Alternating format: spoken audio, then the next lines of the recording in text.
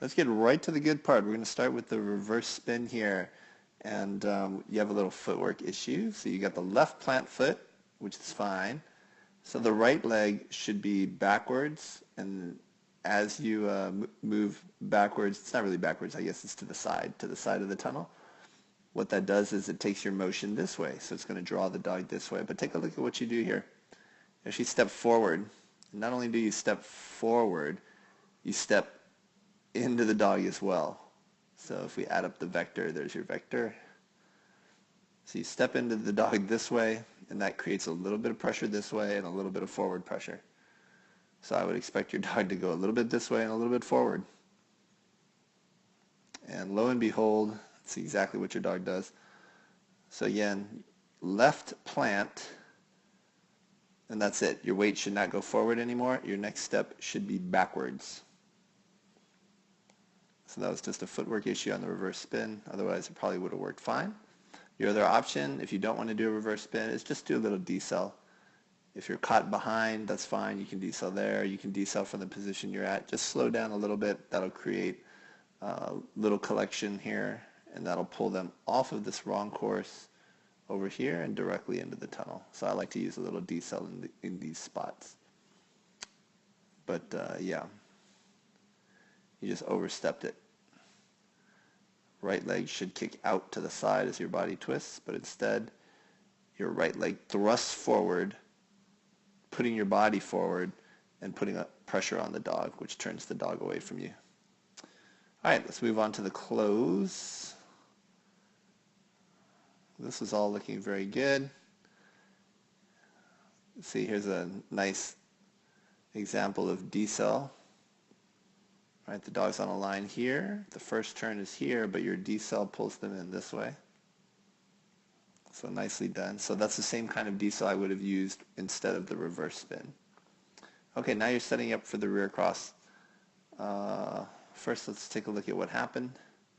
So if we take a look at what happened, you come this way. So you're going to create a line this way. But we actually want the dog to turn this way at the end of that line. And the information comes a little bit late, so that's one. You can see that the dog is taking this jump straight on. So we know the information is a little bit late. The other problem and why you get a wide turn is this off-course trap over here. Because remember, on a rear cross, we're just asking the dog to turn.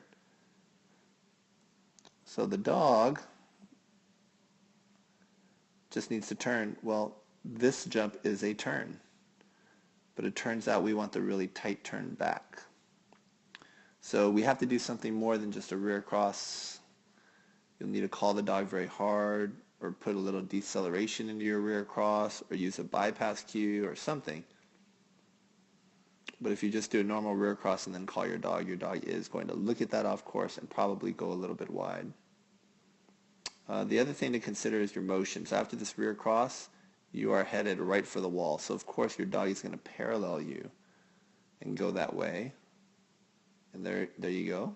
So the dog is following you. So you're creating this wide turn. Now you start to rotate, so the dog needs one stride before they can start.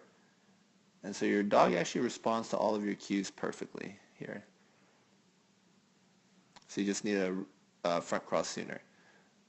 So if you're going to do this rear cross to front cross move, there's a couple of things you can do. First is the execution of the front cross. It needs to start now. Basically, you have to front cross when your dog can't even see you doing the front cross. So the dog should be turning this way, but suddenly, as they turn and run toward this white wall, they're going to see you running in this direction. So that's the other thing you need to do. So you need to front cross much sooner, and you need to make sure you're running in this direction, looking over your right shoulder, picking up your dog.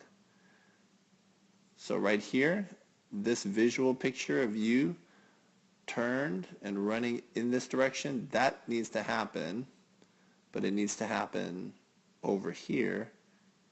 That's where it needs to happen, and when it needs to happen is right here, when your dog is coming around the jump. So you just spent too much time moving in this direction toward the wall. Otherwise it's not a bad idea. Okay.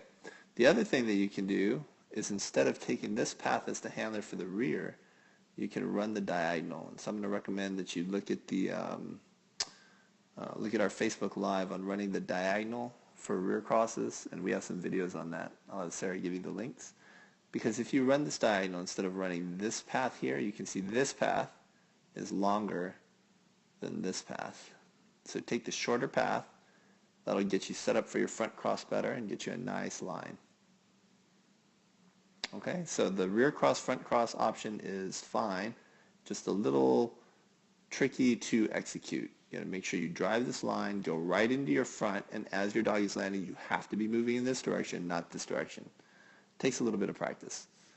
Okay, so let's say we don't want to do that. We want another handling option. Another handling option is to come in here and do a blind cross. So dog on right, and then you run in here, and then now you look over your left shoulder, extend your left arm. And you start your blind cross here as you cross that wing. And so then you go into your blind cross, and as soon as you're done with your blind cross and you get to this wing area, you stop, you throw on the brakes, and do your decel. So now the dog, whose path is in green, here's the handler path, they do the blind cross, and then they stop right here to do the decel, which creates a nice tight turn. I did that in the wrong color. Creates a nice tight turn, and now they can front cross after that decel and head in this direction.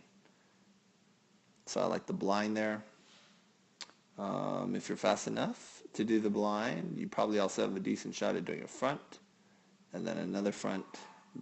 Those are your other options. One more is to, I think there's one more jump.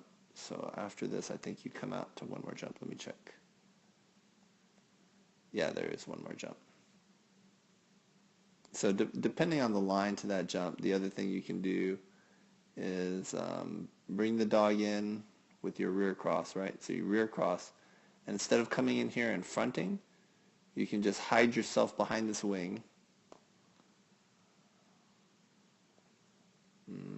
So you rear cross and then just hide behind the wing. The rear cross creates this turn. The dog comes looking for you. You're hiding behind that wing, but you're facing this way. And then now you let the dog come past you, and now you rear across the dog. And that creates a slight turn here, and you can finish out. So it's actually a rear, rear. So rear, wrap-ish, hide behind the wing, and then set up for another rear. So that also takes some practice. So very interesting closing options here. I like that a lot. If you have questions on the reverse wrap footwork, just stand up right now, get a little space, and see the difference.